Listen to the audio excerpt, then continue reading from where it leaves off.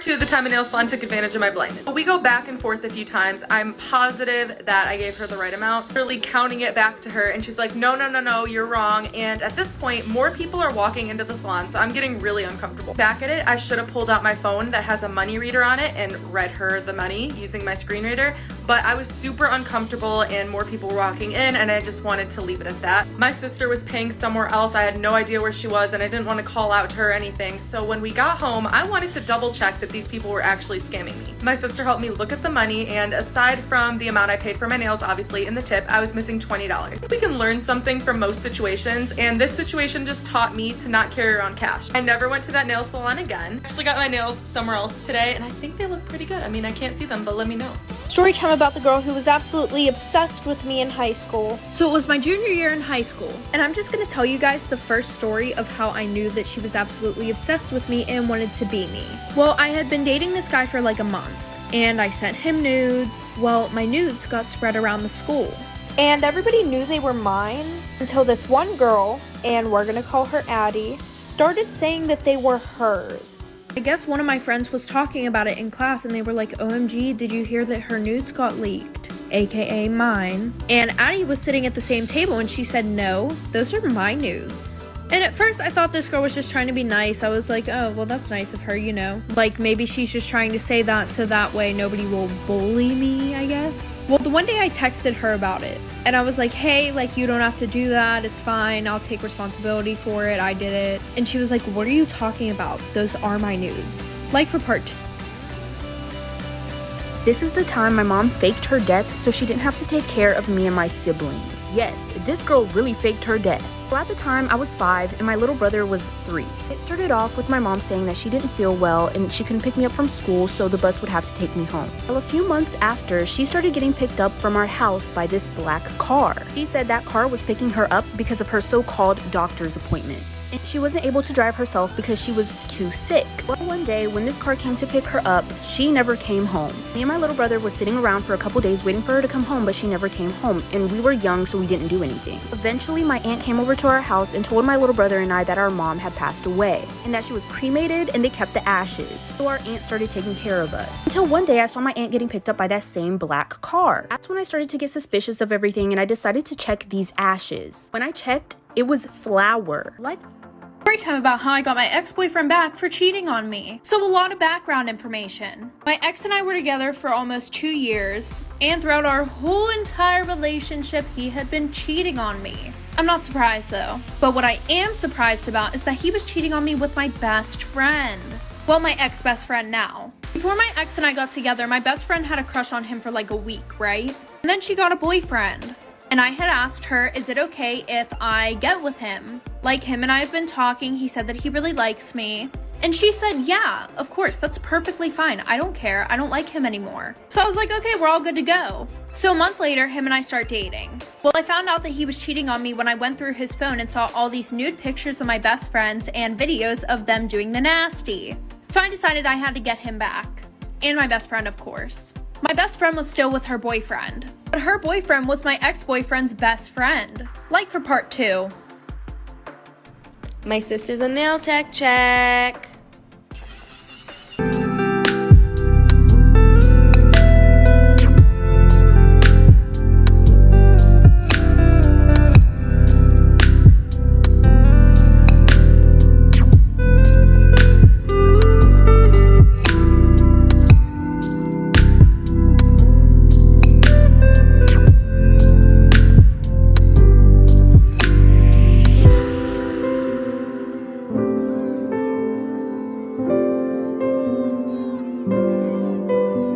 Doing the dirty. So everything was fine up until the middle of the year when she started acting really strange, and so did he. So at the time I was 13 and she was 14. And I'm pretty sure my teacher was in his mid-20s or 30s. So basically she's the type of girl who literally hates school and would do anything to get out of class. Then I noticed her getting early to class and not leaving until everybody else left. Then I started paying a little more attention, and he would always walk by her desk and slip her notes and candy and just weird stuff, and it was really, really strange to me.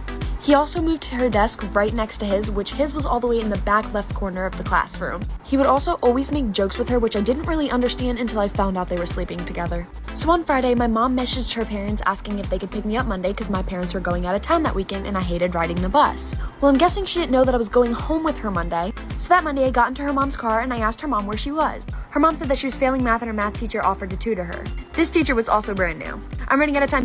Part 2 of getting caught shoplifting. So here, me and my friend are literally praying, like holding hands and everything, like bowing our heads. Just asking God, please, like, can we not get caught today? And we see this fat motherfucker, literally chasing us down, like, yeah, return the bathing suits, I saw you steal them on the camera, blah, blah, blah, give me your bag.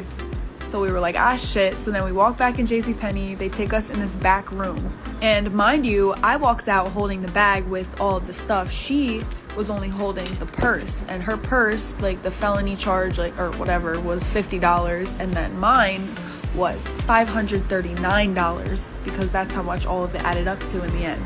So we were only like 14. So to scare us, they called the cops. And we got arrested, walked out in handcuffs, got taken to the police station. I had my fingerprints done, and the girl that I was with didn't because hers wasn't so high. But yep, that's it. Okay, part 2 of how I got catfished and almost kidnapped.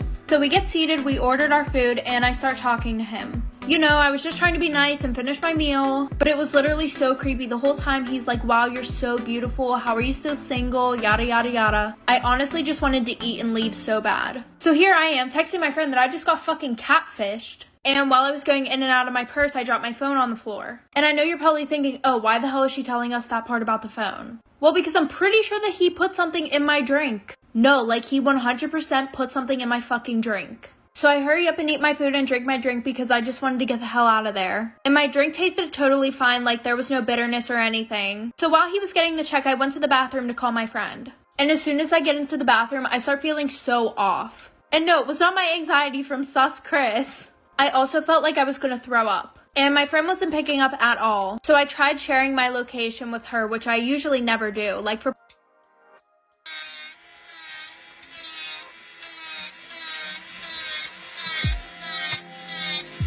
This is the story of the time that I got caught shoplifting. So I was friends with this girl, I think it was my freshman year of high school. And one day we decided that we wanted to go to the mall after school. So her mom picked us up. And my friend had decided to take out all of her books out of her book bag and just bring her empty bag.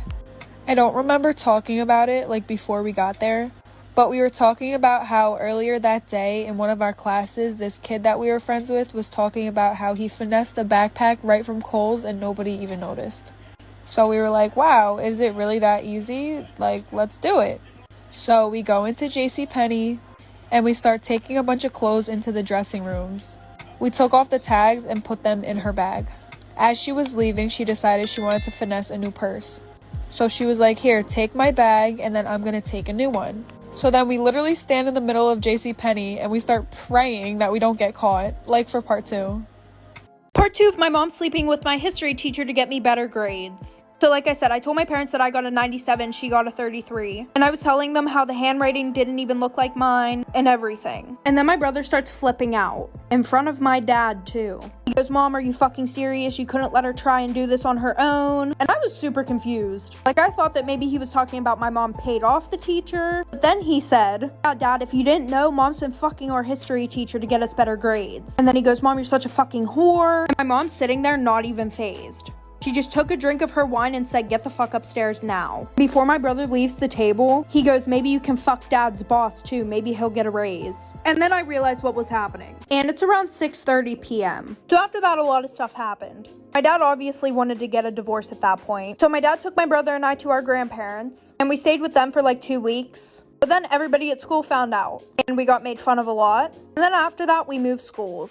Part 2 about the girl who was obsessed with me. So like I said, she basically told me that those were her nudes, even though I took the pictures and I knew they were mine. But I was like, okay, whatever, I'm not gonna argue with her. Well then, I get a text from my boyfriend, and he goes, what the fuck, you're so weird, why would you send me somebody else's nudes? And I'm just sitting there like, what the fuck? And I tried to explain to him that I had no fucking clue why this girl was saying they were hers. But then he said that it was weird as fuck and he broke up with me. So like a week later, I see them walking around school together. And my friends tell me that they're now dating. And I really wasn't that mad about it. I was like, okay, maybe that's the only way that she could think of to get a boyfriend. Well, I forgot that my Instagram was logged in on his phone because he had super bad trust issues and wanted to make sure I wasn't cheating on him. So I text him and I'm like, hey, can you take my Instagram off your phone? And I saw that he read my text message, but I got no response. Well, a week later, you guys are never gonna guess what fucking happened, like for part 3.